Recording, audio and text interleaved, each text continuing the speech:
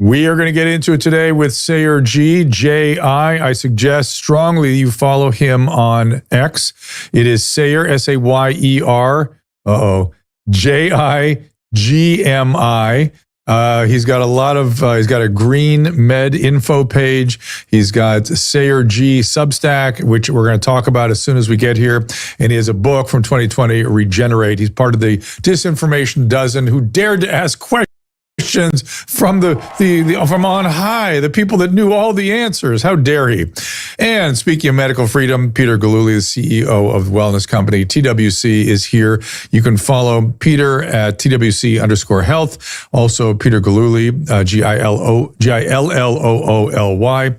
And we will discuss medical freedom. We will discuss the wellness company and discuss new initiatives that we are going to be providing to help patients in the post-acute aftercare of hospitalization and other sort of home needs that have been completely left out of the healthcare equation for far too long.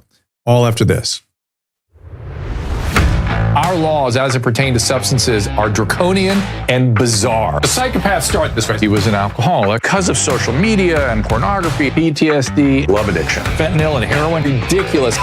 I'm a doctor, for Christ's sake. Where the hell do you think I learned that? I'm just saying, you go to treatment before you kill people. I am a clinician. I observe things about these chemicals. Let's just deal with what's real. We used to get these calls on Loveline all the time. Educate adolescents and to prevent and to treat. If you have trouble you can't stop and you want to help stop it, I can help. I got a lot to say. I got a lot more to say.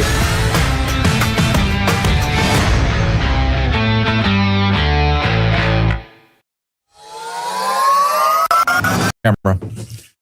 Please, please, once Susan steps out of the way, please welcome Sayer G. As I say, I strongly, you do not follow him at your peril. You'll be left out of the conversation at a level that we all should be in. Sayer, thank you for joining us. And give me the Twitter handle again. I want to make sure I give it exactly right. Thanks so much for having me, Dr. Drew. It's Sayer G, GMI. So my name plus GMI. And the GMI is for the greenmedinfo.com, yes? It's an acronym, exactly. Okay. Well, away from Green Med for a second, you have been doing an incredible job reporting on the Epstein file. And I want to start with your Substack that I guess just came out this afternoon. And it sort of framed the relationship between Epstein and the world elites. You begin this conversation calling it the Epstein-Gates axis, which I think is a fascinating construct. Yeah, absolutely. What I've found in my research is that, there's a lot of scandal and there were personal relationships that deserve attention, but it's really the infrastructure that has been exposed that is most stunning. Because when you really look at all the ways that, Epstein was involved in, even Gates' life, it was clear that they had business relationships, they had legal contracts that essentially merged them into a unit within a much larger superstructure, which involved, planning for pandemics, almost a decade before they came to pass. I always try to understand, what someone is thinking when they do things that seem sort of inexplicable. I frame it from the perspective of people do immense evil in the name of social good. It's just how it goes. That's when evil gets committed.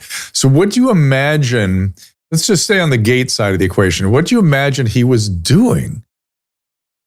Well, I think you just nailed it, is that, ultimately what we saw emerge with the partnership between Bill Gates and Epstein, which really crystallized in 2011, was you found Epstein working with JP Morgan executives to architect a new model of philanthrocapitalism that merged, legitimate health security objectives, such as, trying to prevent, diseases, infectious diseases, et cetera, with a investment feasible instrument so that you could bring private capital, in fact, through donor advised funds, so that you could really also hide who is behind the earmarking of these projects and merge it into this hybrid entity. So you used an interesting word. You called it philanthrocapitalism.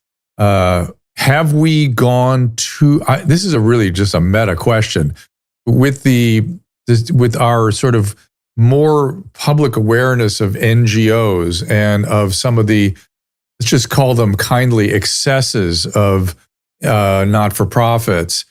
And now this whole story of, sort of world domination through capitalism. Is there something wrong with the basic structure of our not-for-profit systems? Yeah, because colloquially people think, oh, not-for-profit, so therefore must not be greed and ulterior motives. But unfortunately, Yes. we've seen somewhat of the weaponization. Well, not-for-profit, to me, not-for-profit just means don't pay taxes and may not be subjected to the same accounting rig as somebody who is paying taxes. That's it. In fact, that's the biggest issue of all that has emerged in these files, is that you're seeing the emergence of a global governance system that preempts sovereign nations' constitutions and the rights of their individual citizens, because you have these non-democratically elected NGOs or nonprofits deciding essentially what vaccines will get funded and where they will be deployed. Yeah. And that comes up strong, Dr. Drew, in what's called Project Molecule, which in the files is a elaborate scheme to merge, private, VC funding into, sort of public health advocacy.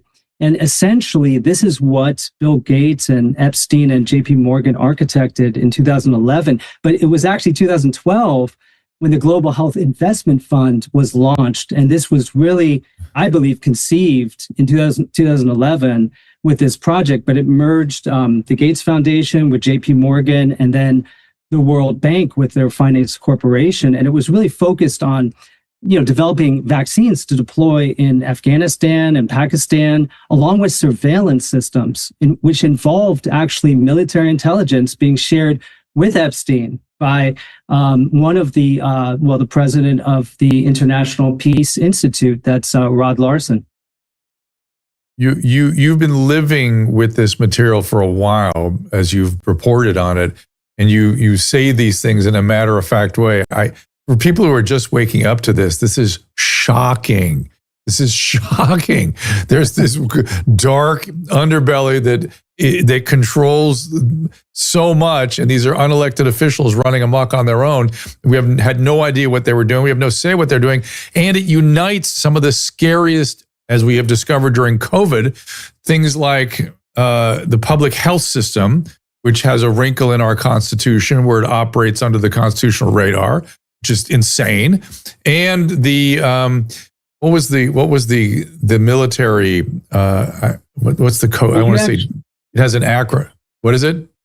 Well, I mean, you had biosurveillance infrastructure being funded through this new vehicle they created. No, I mean the thing that's still in that the military. It's a word like DARPA, but maybe it is DARPA. DARPA. Is it DARPA? Yeah. Yeah. That to me. So these are three elements, right? I want to make sure I stay with your language. Philanthrocapitalists, operating NGOs and all this crap, operating away from our view. It is the public health system operating under the Constitution without our understanding that it's doing so. And then it's all protected by DARPA. So no one can take any legal action on it. Well, DARPA was actually involved. There's an entire section of my series, which is 12 parts now, part 8. It had to be. Had to be. There's so many layers to it. But, the biggest challenge, I think, for those who are starting to wake up to what these files contain is that, we saw deployed through our own Pentagon, a transgenic technology that doesn't even deserve the term vaccine, which, of course, any questioning of whether it was safe or effective, you were instantly labeled a domestic extremist and canceled. Yeah. So that system was actually being erected globally, and there were no democratically elected members, right, or leaders. It was what we've seen deployed through the World Health Organization. Actually, here's the real interesting part of these files is if you go back to 2014. Here's the interesting part. I'm sorry to interrupt you, but here's the interesting part. So the part that's so keep going. Bit mind-blowing. And by the way, this is all in the files themselves. And so thankfully we have the transparency of these files. So I encourage everyone to look at the primary documents. So in 2014, we don't need to. I can look at your threads. You put it all, you lay it all out there. But go ahead. But Epstein receives an email from Bill Gates informing him that he's about to have a meeting with Obama about Ebola, because in September, that's when the crisis was breaking through. And what happened essentially was not only was Epstein be invited to, private meetings with Obama, there was an event he was invited to, but essentially right in that window is when the WHO declares Ebola a public, emergency of international concern. Yeah. Exactly. Yeah. And then separately, the UN Security Council invokes their Article 12 in September of 18th, and they essentially declare that this is an international emergency equivalent to what you would equate to, say, a military a security concern. So that was the beginning of the structure they laid down, which then we saw again deployed in 2020 with COVID. And I left out the World Health Organization because we're out, thank God. We should be. There's a lot of things, more things we should get out of, it seems to me. But as it pertains to, I have two sort of things I want to get into, and I'll break in a couple of minutes. And these are giant topics, both of them. One is, I'd love to see your thoughts and I don't think you've been reporting on this yet, ideas about how to unravel all this so this doesn't happen again. What do we do here other than expose it all to sunlight? Good. Aware now. Okay. I didn't know I lived in this world. I'm, through the looking glass. Here we are. But we got to do something. During COVID, I kept saying we need to close that loophole in the Constitution for the public health system. It's not okay. We have to do that. I see no will to do so, or there's no talk about it. They've got a lot of things on their mind. I understand, but someone's got to do that. But what do you think we ought to do? Well, there's a quick question to answer that question, which is that we are seeing at present the United States removing itself from what was 30 plus UN bodies, and there is a disintermediation occurring, which is to take away the NGOs and these self-assembled global governance structures that presume to be able to make determinations about everyone's health. Does anybody understand how scandalous this is? When people read the feedback you get on X, do people appreciate that this is a scandal, the likes of which it should be? I've never heard of a scandal. I don't have words for it. Well, it gets better, because I just want to give you the full rundown. Okay, so what happened is the thing is, it's so plausibly, deniably clear that you can architect financial instruments such as the World Bank innovated these pandemic bonds, where essentially people are betting against the pandemic, but the architects of these bonds really modeled it after post-Andrew in the early 90s, catastrophes that were natural, and then really just converted that into a product for this new pandemic vertical of investing in pandemic crises as if they're just like any other asset. What happened though is that essentially the world the WEF actually also launched its CEPI, which was another attempt to bring all this capital into what was traditionally philanthropies and governments trying to fund, the health of other countries with vaccines and other interventions. They tried to really make it something where people could make a lot of money. And so by putting down those tracks, they created such an incentive so that, you didn't really need someone to, it wasn't like a conspiracy where one person or a group of people necessarily just, released a bioweapon. It's like everything required institutionally that a pandemic was declared in order for certain parametric triggers to be released, which would release these reinsurance products, which are essentially when there's a huge breakdown in society, the insurers themselves need insurance, and those were also being constructed in 2017. Listen, once again, this is in the name of doing good. They're not bad ideas. They just had bad influences in an extraordinary situation that shouldn't. In a normal world, it would have been protective only. It would not have triggered all those. I mean, it would have its influence, right? I mean, I understand it creates a wind, but it wouldn't have done what it did. No, I don't think. We got to have reinsurance, so we have to. That's why we protect ourselves.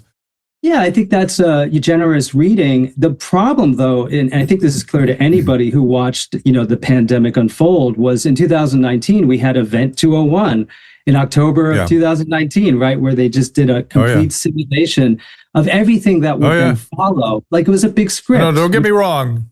Yeah. Don't get me wrong. It's just I had a long talk with Mel K about this dark banking thing that's going on, and it's there and it's not good. But for me, it's not the causational. You know what I mean? It's a wind that helps blow things in one direction or another. The causation. Look, if we had a constitution that didn't let public health take away our Bill of Rights. No problem. They can make all the recommendations they want. We're fine. Bill Gates can do whatever he wants. Fine. They can't force us to do anything. But once that wrinkle is in there, and once the NGO is out of sight, and once the influences are amongst the elite are happening, and we can't see it, then it's on. It's just on. And it is disgusting. Every time I find out more about this stuff, it just makes me more and more disgusted. Is there one person? Now, you are a person now who is looking at it and seeing it all, right? You're seeing the map, right? Was there a person when this was all unfolding who had similar, it was Epstein that guy? Was Gates that guy? Was nobody that person? All this as it was happening in real time? Well, I don't know if I fully understand the question. Could you so everything you just explained to me, right? Everything we've just been talking about. Is there, even though they might have had, as you said, a more gracious interpretation of what they were doing, did they see the landscape we're talking about here? Did they understand the levers they were pulling and all the different elements that were afoot?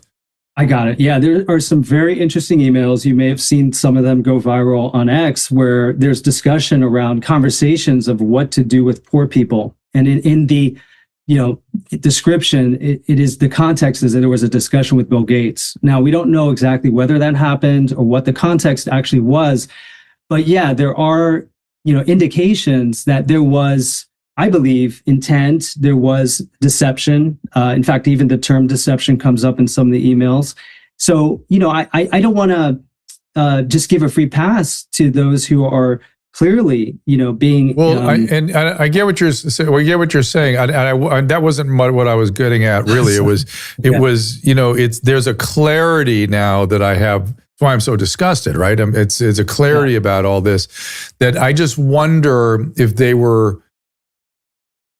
I mean, did Epstein, what did he think I think I know what Bill Gates thought he was doing, but did Epstein, what would he have said he was doing? And let me, do this. You think about that while I take a break. What would Epstein, is he just a cold-blooded Machiavellian who is just going to make money? Is he just having a good time and he's a mathematician and likes solving problems? And oh, by the way, there's some chicks over here for you while you're at it. Oh, oops. We got to get into that part too, because that's the part that everyone is that's what gets everyone's attention, even though this part is killing me right now. But let's talk about what Epstein thought he was doing after the break. Be right back. What's going on with your retirement savings? This should concern all of us. Inflation is not some abstract notion. It quietly erodes purchasing power over time. Central banks have been buying more gold for the last 4 years than they have in the history. And there's a reason for that. We have a love affair with the dollar and with paper currencies. And most people are just in paper. We're attached. And you know how relationships are. What do you say to a patient when they're locked in a relationship with someone who's obviously doesn't have their best interests at heart, but they stay with it? Denial. And that's why we suggest Augusta Precious Metals. Their entire approach is very different. There's no pressure. They just give you education and information. Augusta explains how gold or silver IRAs work and how physical metals could fit into your retirement account without tax consequences. And they've operated for over a decade with thousands of clients. They put together a free guide that walks you through everything. It's available now at drdrew.com/gold. You'll get the same educational materials that Augusta gave to Susan and myself. So if inflation worries you, Augusta is a great place to start. Go to drdrew.com/gold. That is drdrew.com/GOLD. Or just text the word Drew to the number 35052. That's 35052 to get that free guide now. I'm a physician and I'm always watching out for products that can combat some of the more common frustrations of aging, like decreased energy, brain fog, maybe muscle and joint complaints. I want to share something with you. It's called Strong Cell. Strong Cell's key ingredient is NADH, something you've heard me talk about. It's the energy source for every cell in your body. The challenge is that NAD and NADH decline naturally with age. And with more than 30 trillion cells in your body, you got to keep them healthy.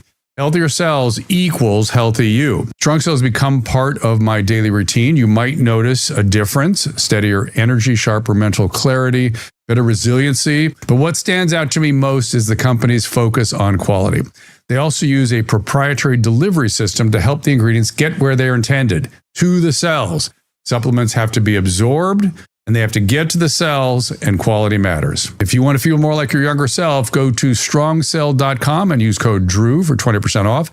That is strongcell.com, promo code DREW. Strong Cell is also backed by a 100% risk-free money-back guarantee. So go check out Strong Cell today. That's strongcell.com, promo code DREW. You only get one body, one chance, so invest in your health and be the best version of yourself. Traveling in Austria, you could get a Wurst, or you could have something that is farmed by regenerative farmers, carefully sourced, fermented, so we know exactly what it is and where it came from.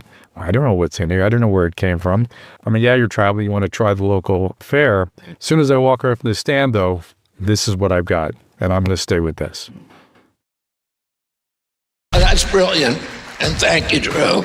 Where's Dr. Drew? Where is he? Dr. Drew. Dr. Drew. I was being hunted by President Trump in that situation. Reminder, I'll be talking to Peter Gooley in a few minutes. If this is about, we're talking a lot about what happened during the pandemic, and that's where TWC grew out of the medical freedom movement that was so obviously needed. As Dr. Victory, who's on the medical board, says to me, like, if 7 years ago we were pushing people to have this stuff in your home, we'd be like, why are you doing that? Now we're like, you're crazy if you don't have this. You see what they can do. You need access. We have telehealth backup and a very elaborate sort of instruction manual if you have any questions. And again, the telehealth is always there. But we should have these. You should not be waiting for doctor visits or paying for urgent care. It makes no sense at all in this day and age. All right, let's get back to Sarah G. And before the break, I was asking him about, given all his report, what does he think Epstein thought he was doing with Bill Gates, essentially? What were the two of them up to from his point of view? Well, it's stunning because when you really look at the primary thing that Epstein, is responsible for in my research, it's that they created this supranational governance system, which redefined biology as a new space of investment and jurisdiction and governance. So your body, right? That's why the mRNA vaccines are transgenic. You literally take possession, you colonize, the bodies of those that participate in that system. This guy, this is 5 years after he was convicted, is when Bill and JP Morgan began devising this structure. And what's crazy is August 17th, Mary Iridos, who's CEO of JP Morgan Asset and Wealth Management, emails Epstein asking him essentially how to construct this thing, which later became Project Molecule. And then we see other iterations. And he was coming up with all the language, creating this perpetual system that would outlive the founders. So it was meant to go into perpetuity, take advantage of the Giving Pledge, which of course is all these billionaires in 2010 pledged, I think it was up to $60 billion of their wealth to go into, ostensibly. That was what Warren Buffett threw into, right? Exactly. And he was on he was a chairman of this structure they were putting together, included Melinda Gates as well. And they were essentially architecting a instrument where all the money would go, because those are just pledges. They're not obligated to put it anywhere. So what Epstein did is he created an offshore arm. He wanted a tax neutral jurisdiction, he said, especially for vaccines. And in the emails, he talks about the frustration that Bill Gates has, that there's not enough money for vaccines. You've got to put that in there. And we need donor anonymity. And there's an email that says there's a tension between charity and profit. So we have to keep these things at arm's length. So they're acknowledging that this is a very challenging hybridization, right, of do good for humanity and make a ton of profit. And of course, implement a program of vaccination around the globe that was not just about helping poor people that don't get enough water, good food, they're being poisoned, right? They don't have shelter. Let's fix those problems. No, let's inject them with all of these vaccines, kind of like a subscription model. Remember Bill Gates? He came up with a very dysfunctional operating system where you needed to have a virus program for the bugs. Well, what happened, many years later? You have an mRNA system and you're constantly coming up with new iterations, just like some kind of virus software. It's the same model essentially being deployed. So Epstein is very Machiavellian in these emails, and that's not even counting his predator nature, which is just so terrifying and sick that I don't even cover any of that. But the reality is that Bill Gates that's where I wanted to go next, actually. So, and I've got like 15 minutes with you, so I want you to spend some of this time telling me. You haven't reported on this yet. What's going on? What do you think? What have you seen? What was Epstein doing with sex and girls to manipulate these people like Bill Gates? Well, what came up in the files is that there are 2 Russian women, right, that are named. And there's even a third woman that somehow Bill Gates's chief scientific officer, Boris, is sending money to, $500,000 that comes from Bill Gates's personal account, and that Melinda is described as she cannot know about this. These are the emails. They're so intimate that there was all this strange stuff. Yeah, why isn't that public now? Listen, Sayer, if you send just that one out in a single X post, that will, I promise you, that will explode. It's out. Yeah. Because, essentially what I'm looking at is, everyone's concerned about foreign influence operations. And this does tie into that because, of course, the Disinfo Dozen, Secretary Kennedy were targeted by a UK-based set of NGOs. And it was all about trying to shut down people's speech and really influence our politics and even elections by violating our constitutional rights. Well, he's working with Russian, honeypots, one of whom was photographed with a spy who was just kicked out of the country. So we know that is a serious issue just from the perspective of national security. That's why I reported on it, because I'm not interested in the tabloid elements, and I'm not here to judge anybody, honestly. I just want transparency to be available to the public. That's why these files exist. And I just want us to not fall back into the same grooves that have been set, which are preparing for another pandemic. All we have to do is listen to the WHO, right? They're telling us that already. Yeah. So what do we do? So back to solutions. How do we unravel this mess? Do we get rid of DARPA? Are we throwing the baby out with the bathwater? It's a hard thing. Are you working? By the way, are you working with Sasha Latipova at all? You must know her and her stuff. I follow her a little bit, but not very closely. You two together would be an interesting combo. So, but go ahead. What do we do? Well, now that we have Comer announcing from the House Oversight Committee that there will be a hearing where Gates will be brought in, hopefully he'll do it voluntarily, but I think he will subpoena him in May. We have very specific questions. I think the public needs to ask of him how to address some of the things that have come up in the files. And some of those are very basic questions regarding, what he knew, what some of the transfers were about, and, was he aware of what Epstein was actually doing, in his name? Because here's the big problem is that Bill goes out there and says, well, I just had a few dinners with him, nothing more. But you have contracts that were legally binding that he agreed to, which essentially indemnified Epstein from all the things that were probably going on that he knew about, as well as gave him confidential information about Melinda as a person. That's actually in the files. Ooh, what was Bill that? dies.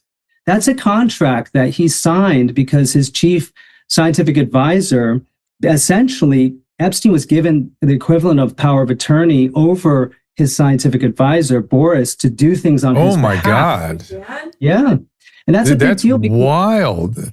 So listen, now that actually has for me has crossed over into feeling bad for Bill Gates because he is so thoroughly manipulated by this guy, so thoroughly in this psychopath's web that he's signing over power of attorney and his wife's. That is, oh my God. My latest Substack gets into this. I do, I felt some pathos for him as well, because you see that Epstein is essentially creating a dossier and getting leverage over him. Yes. Look, it's a kind of leverage. It's different than I think what people think it is. It's not a blackmail leverage. It's a weird psychological, dark psychology that he's operating within. It's incredible. It is. Oof. Yeah. That's why when you're in the files after a certain point, you start to get a little nauseated. So I think after this series, I'm going to probably take a break from this topic because it gets a little heavy. So, I want to thank you for the threads you've been putting out. They have been sensational, and they've really helped. I feel like I got a view of before it was just sort of a Rorschach, what was coming out of the files. And I feel like you helped sort of focus it and make sense of it and follow some threads of ongoing story that we need to pay attention to. I hope to hell that somebody in that House Oversight Committee that is looking into this reads your threads. I mean, I don't know. See if we figure out a way to do that. Well, I've actually put in my latest article suggested lines of inquiry for the May 19th hearing, which gives you the exact EFTA numbers and what questions should be asked. Because when you have legal agreements that have been signed, this is no longer just about having a few dinners. This is about somebody that Bill Gates was working very closely with. And I think the public deserves to know when, in fact, the consequence of this collaboration was the creation of a structure that ended up being deployed against all Americans and essentially shutting down our most inviolable rights, like the right to breathe without a mask, right? I mean, this was insane. Oh no, don't start me. don't go down that path. You can't even leave your house. Forget it. But shelter in place. So those words were uttered every night here in Los Angeles. But it is catastrophic. It is a catastrophic story for Bill Gates, and it makes me feel sorry for him. It really does. Even though, and again, it's that story of, if you're trying to do good and you don't understand potential harms, and you're not taking risk reward into effect, and you're not, paying attention to your own ego sort of contribution to saving the world, all this nonsense, it can go bad very, very, very badly. And Epstein, I wonder who else he took care of or manipulated in a similar fashion. I mean, it's Stradivarius level, pile in.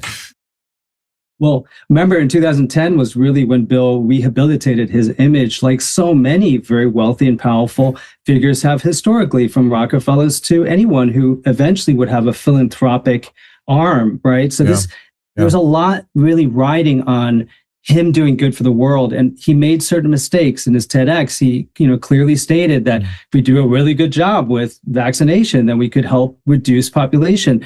He has an elaborate explanation for why that wasn't as nefarious as it sounds. But when you're somebody who is doing things that we know can do harm, and then he's in control of the media, $500 million, right? He's paid to media to basically cover up this, these things and prevent people like you and I from speaking. Then there is a certain level of culpability that is now being brought to that part is inexcusable. Yeah. And what I've learned through all this, whenever, it's one thing when people disagree, but when somebody suppresses an opinion, psyop, that's it. Something's wrong. There's some nefarious forces at work in this country for sure. So with the last remaining minutes, what are you working on now? What's coming up for you? What's interesting to you? I have a question. Oh, wait, and Susan has a question too. Go ahead, Susan. So I saw something about Epstein's connection with Rothschild and Malaysia. Oh, yeah. I forgot about this. A bunch of alarms went off in my head because I did a real deep dive into the lost MH370 airline with a bunch of psychics about 12 years ago because it was really something that I was interested in. And I was wondering if you have any information or you know anything about that. I could be making this up in my head, but. Well, I mean, the only thing I can tell you, which is related, which is probably the most powerful finding of the series, is the fact that Epstein essentially recruited Kathy Rumler, which was Obama's, attorney, for the country to go ahead and do a deal with Ariane de Rothschild, where essentially they would negotiate a settlement with the DOJ related to evasion of taxes. And in that email, ultimately for $80 million, they get the deal done. Epstein takes 25, Kathy gets 10 million, and Ariane is overjoyed by that result. So this is what's been going on. Like they've been using, the contacts to go ahead and monetize and to help out very wealthy people with their problems, which may not be illegal, but this did come up in the files, and that's actually in, that's one of the parts of the series that is worth looking at. I wish you would put out a little greatest hits thread. Like, if here are the greatest hits from my findings, because man, there are a bunch.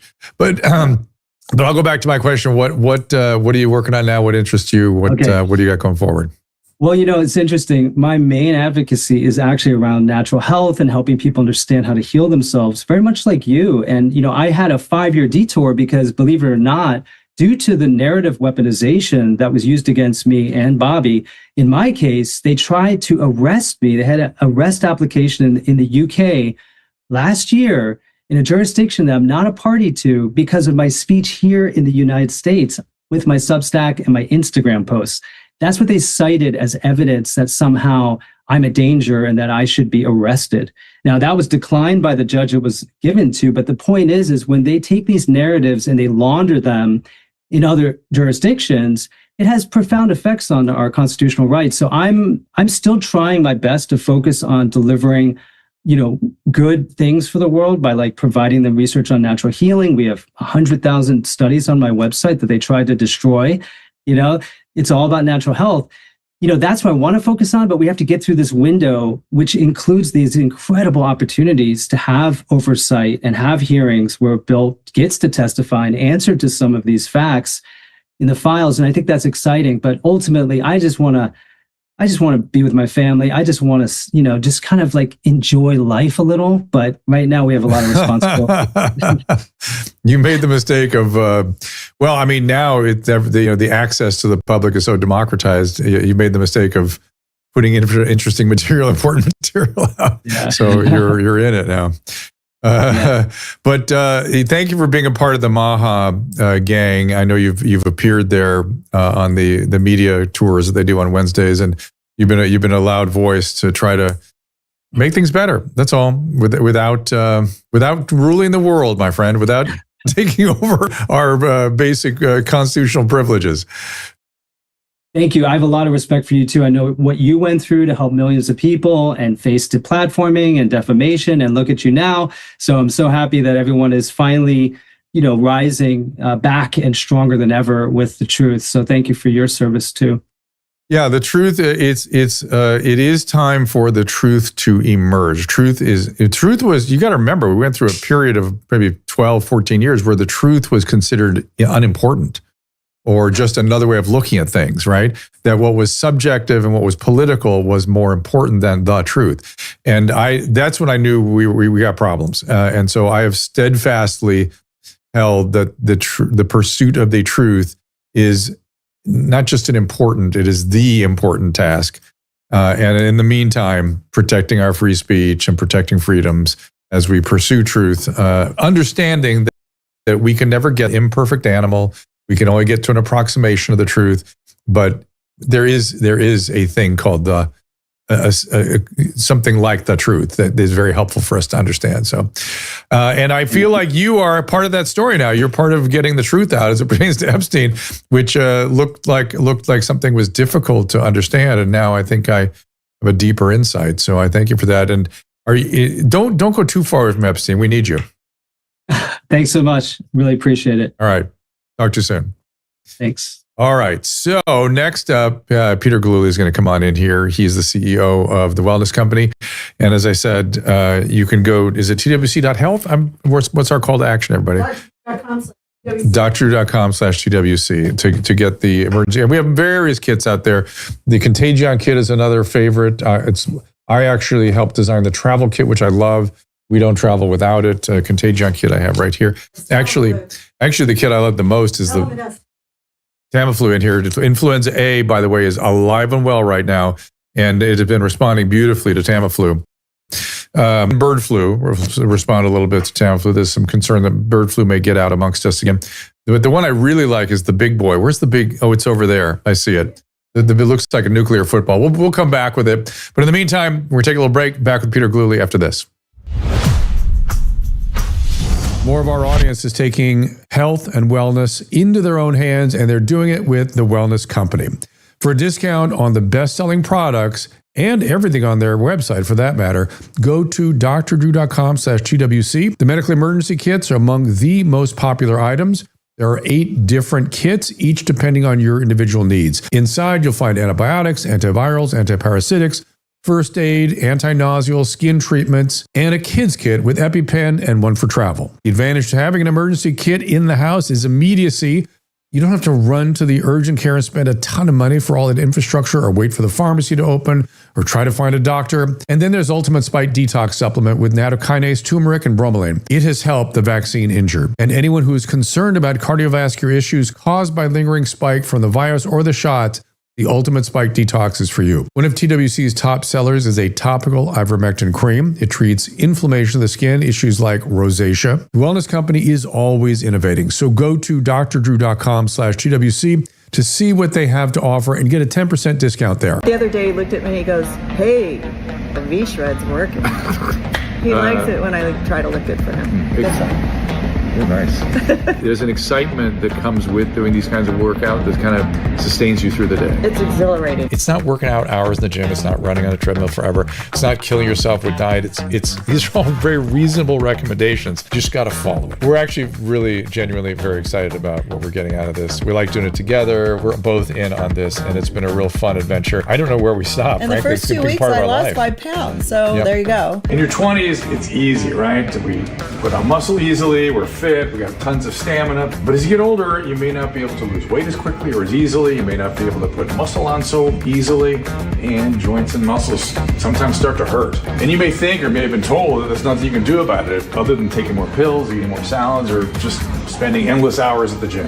Well, that isn't true. Thousands of people are in the best shape of their lives merely because they've taken the time to do 3 things. No crazy diets, no extraordinary workouts that can injure yourself or exhaust yourself. Just a simple plan that has been proven to work. Rather than me explaining this to you for 30 minutes, there's a 30-second quiz you can take. So if you want to learn more right now, click the link below to get your personal life plan. Hey, Dr. Drew here, and we are interested in health and longevity, and the longevity nutrient is Fatty 15, discovered amazingly by a veterinarian who was responsible for the Navy's fleet of dolphins. Turns out dolphins are healthier when they have adequate amounts of pentadecanoic acid, which is C15. It also, for us, it helps humans as well, reduces the oxidative stress on our cell membranes, which is part of the aging process called ferroptosis. So she takes it, I take it, whole family takes it. And if you'd like some, go to DrDrew.com/Fatty15 for yours. There are discounts there. Oh my God, look, Drew, it's a dolphin. Oh my gosh.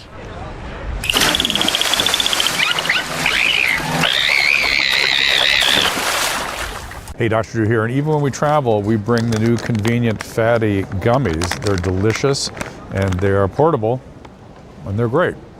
And remember, this is a longevity ingredient. It fights against the oxidative stress on our cell membranes.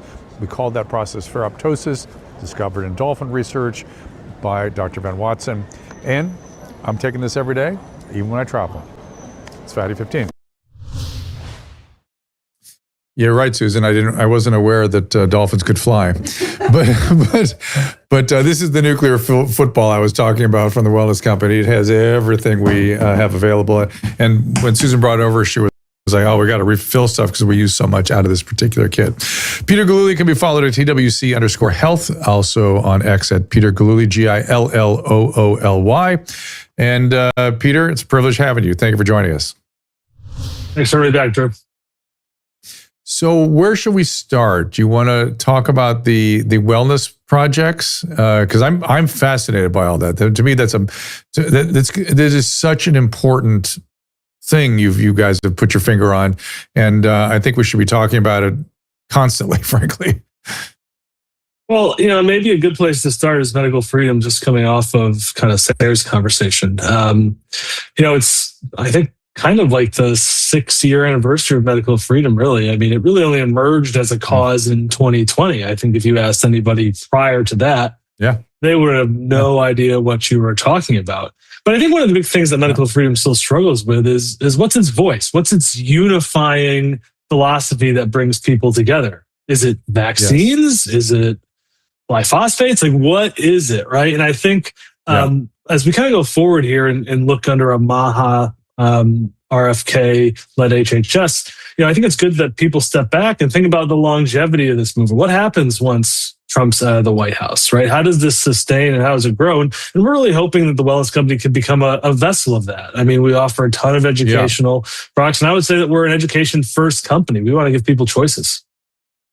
I would argue that the change you're discussing of medical freedom, that is inexorable. That we're not going back. It was too traumatic what they did to us for us to accept not having medical freedom. And then when you consider that many people feel like their bodily integrity was violated as a result of this, we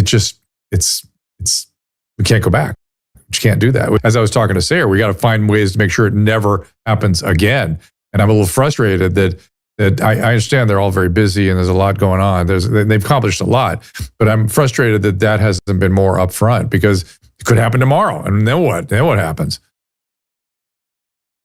Yeah, and look, don't get me wrong. I'm incredibly proud that we have RFK in the position that he is. I mean, he's doing things as the Secretary of HHS that no secretary has done in decades, right? And that's very commendable. That's right. And we all should acknowledge that. And also, I think the other thing that's not appreciated is the special interest that this guy is up against. I get why he's trying to get every voice he can into the discussion, because big pharma, big ag, these are forces that we can't even comprehend the resources behind, and they will fight tooth and nail. And we've seen it throughout the past 5 years and everything on COVID and vaccines. We're seeing it right now with pesticides. We saw it during the bird flu with the culling of millions and millions and millions of poultry and cattle, right? All of these things are things that were pretty much engineered by these big groups to their own benefit.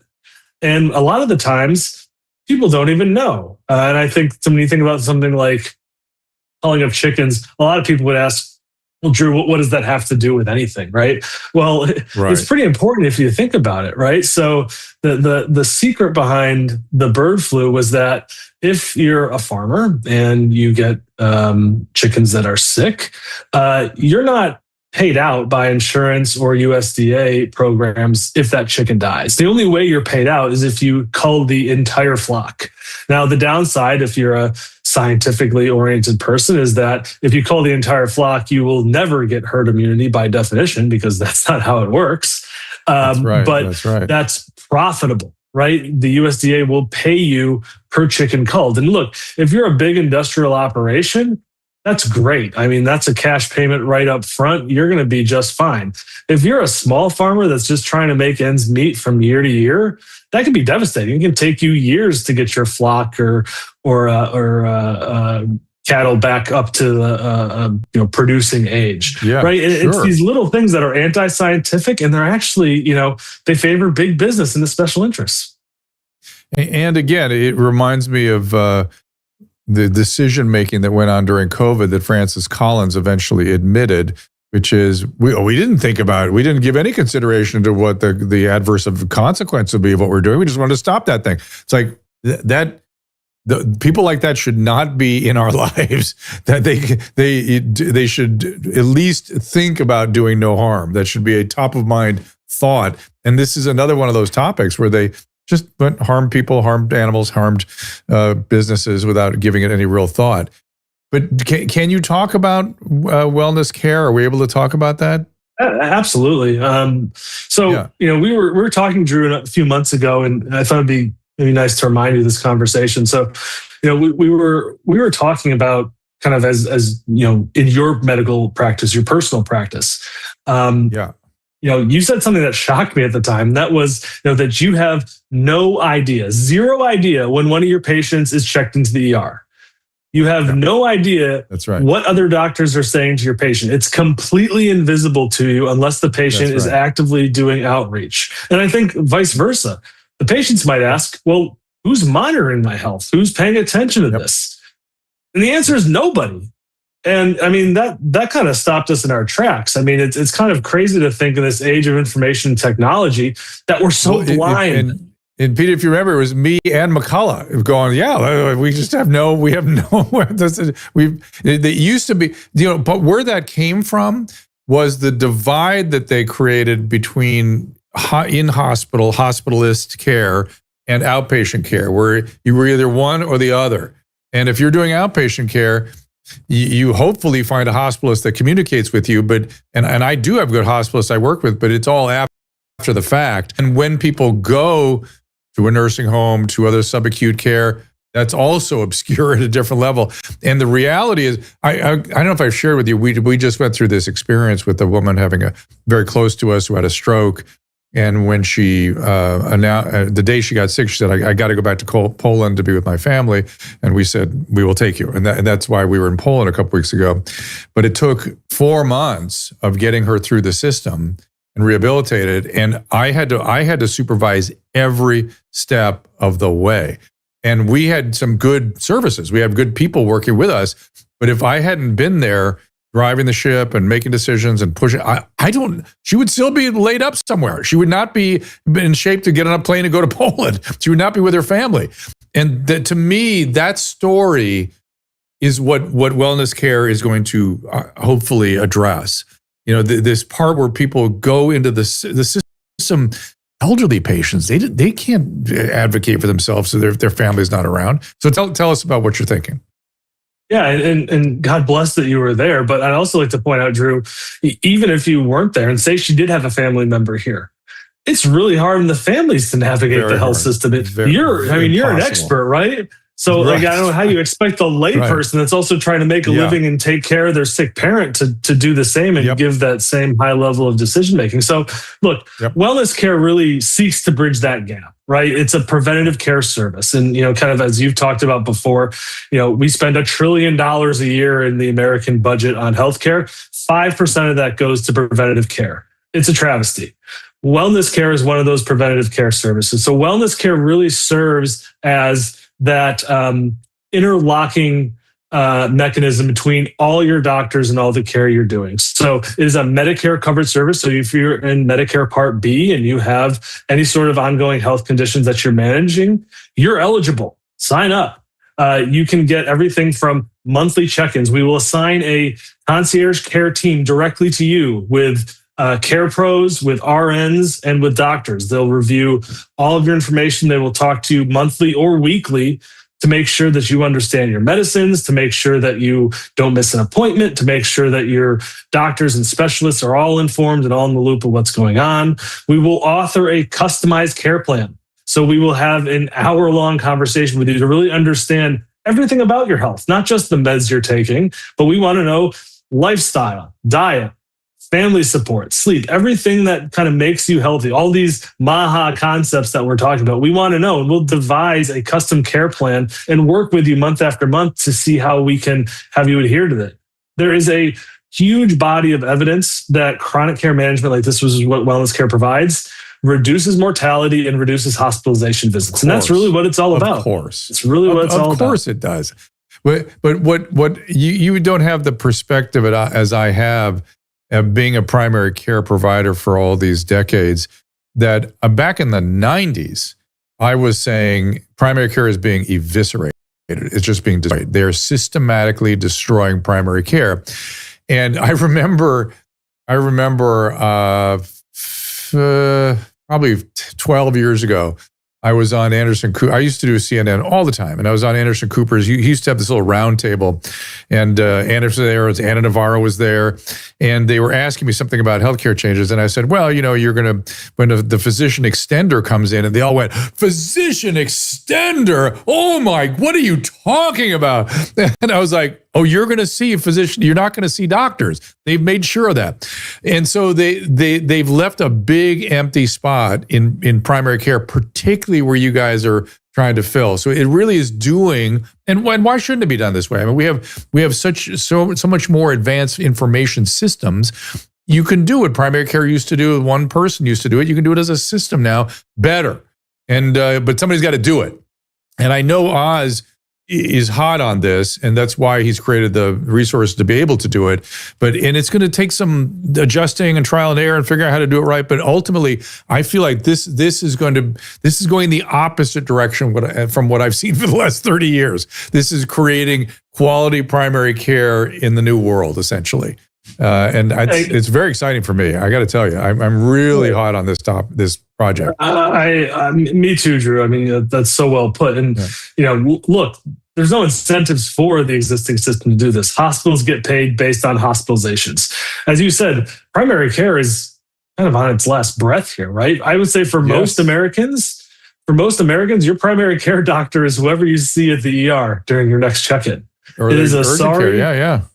It's a sorry state of affairs. And I'm really happy that Dr. Oz is prioritizing things like this, because it's going to make a massive difference. And Medicare covers all this stuff. That's the most amazing part. There's no lobbying. Well, that's him, but that's him. He knows it. He practiced.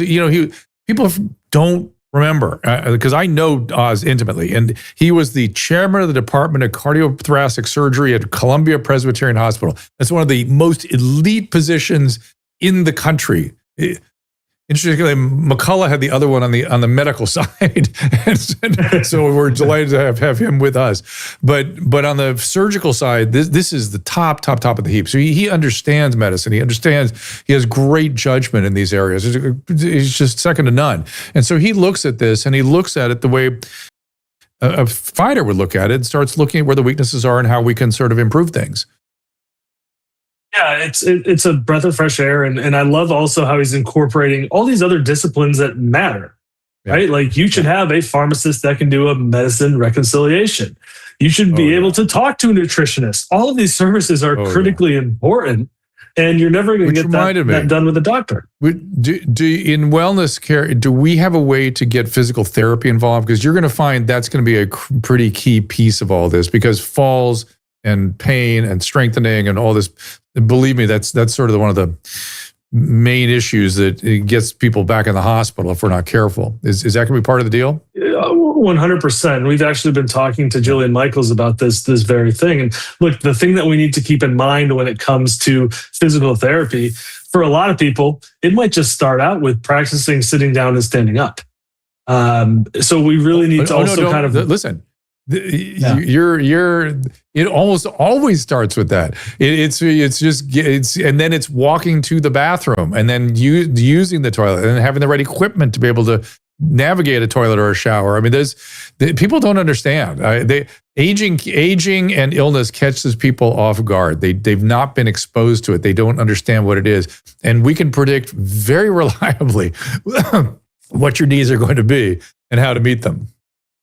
Yeah, I think you once told me, Drew, that you can tell so much about somebody's health just by how they ambulate. So if we can really focus on the simple things, really enabling acts of daily living, it goes so far. And we were talking around this issue, but the people that are not just getting out of bed and just getting ambulatory, there's a whole other category in the aging category of balance.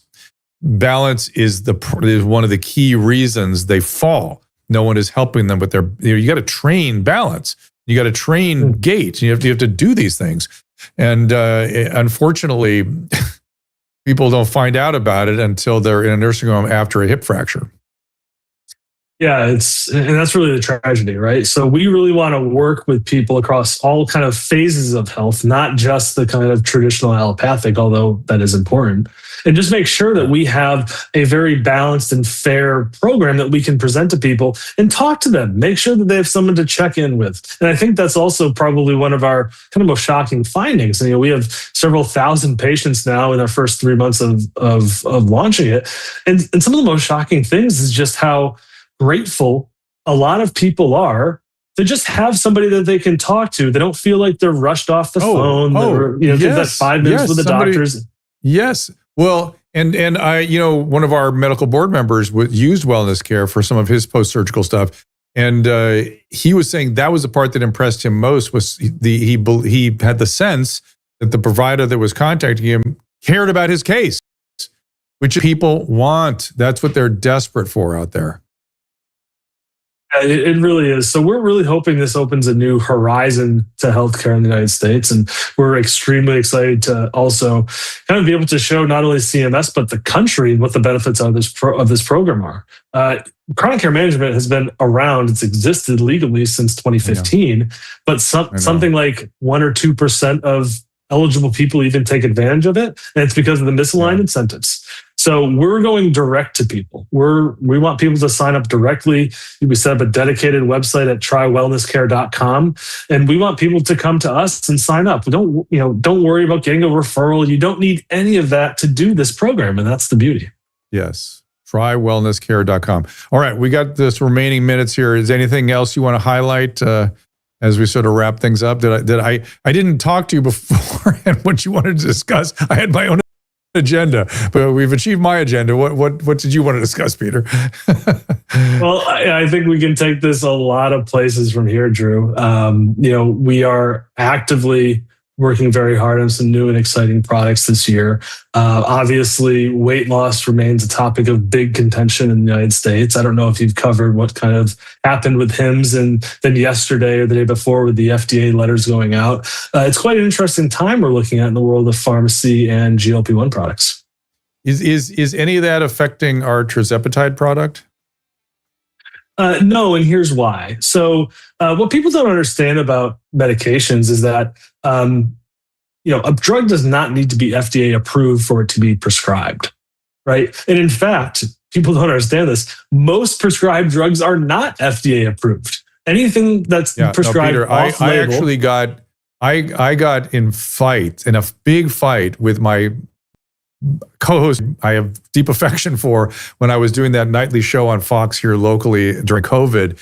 And I was making some point about the excesses of what we were being required to do. And he goes, well, what would the FDA say about it? I go, the FDA, who cares? They have no role in the practice of medicine. Here's words that never came out of my mouth when I was teaching medicine. What did the FDA say? What does the FDA think you should do here? Never, ever, ever. They are determining what comes to market under what circumstances. They apply to companies, not to doctors. That's absolutely correct. But, people are getting a little nervous about this. So 30 letters were sent to companies yesterday about their marketing practices surrounding GLP-1 products. So they're not saying, and people misunderstood the letter to say, well, the FDA is clamping down on all non-approved GLP-1 products. No, that's not what they're doing, because also that's not the FDA's scope.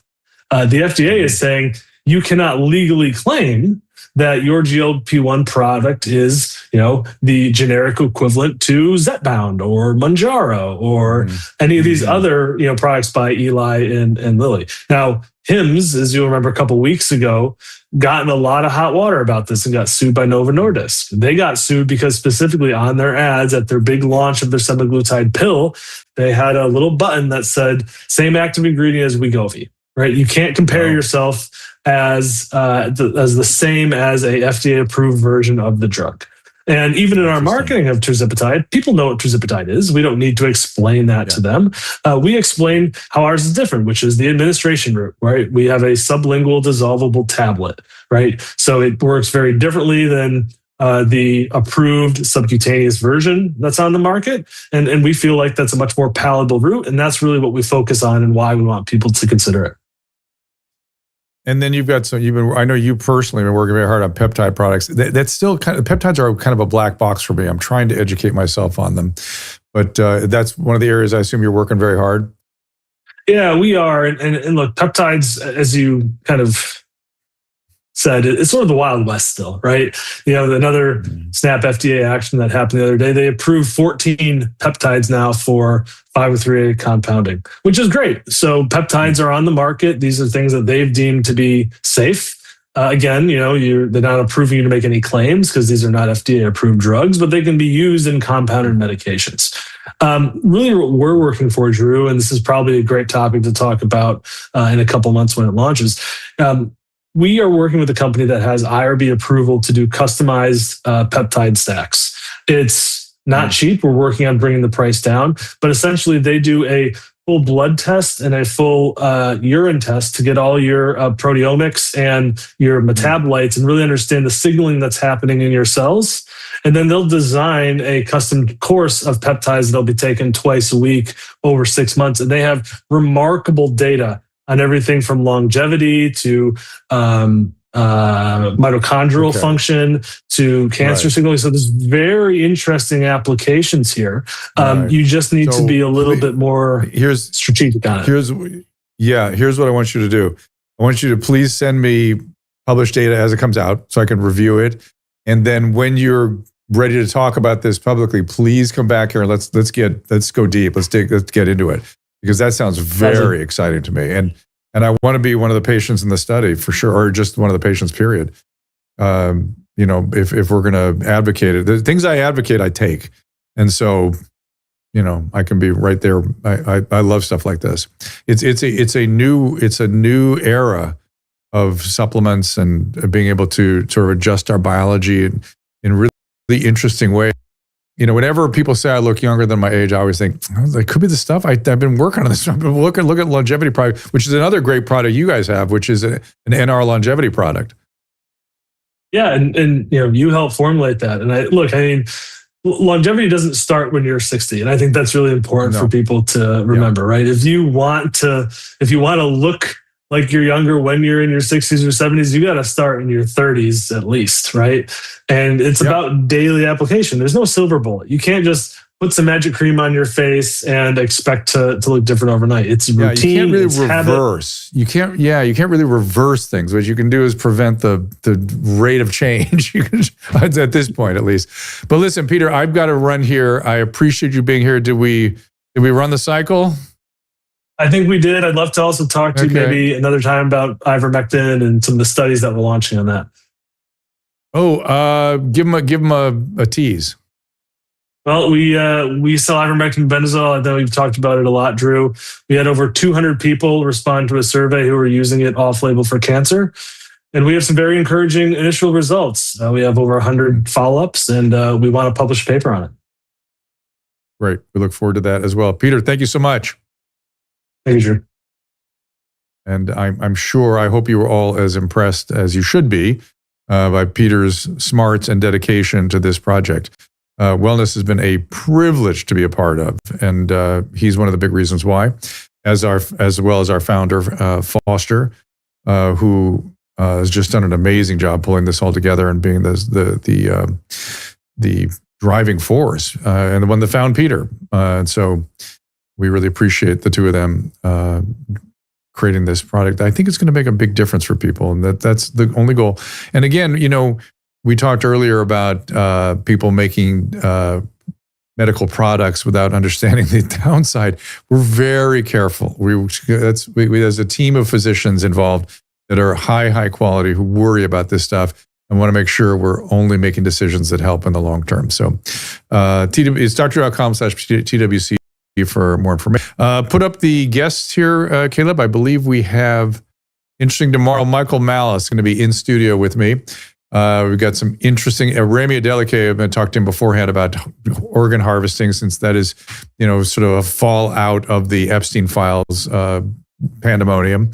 There's who's coming up on the list. Keep a look at that. We have lots of great guests coming. I think you'll enjoy it. And we've Salty Cracker, of course, coming back. And Dr. Kelly, is that Dr. Victory? Yeah, Dr. Victory is in on the schedule now. So we will see you all. Yeah, so she's, of course, a fan favorite. Let me look quickly at the restream, see if you've got anything. Stevie wanted fenbendazole in March of 2024. If you want to find it, go to doctor.com/GWC. Go right through the website there, and it's all there.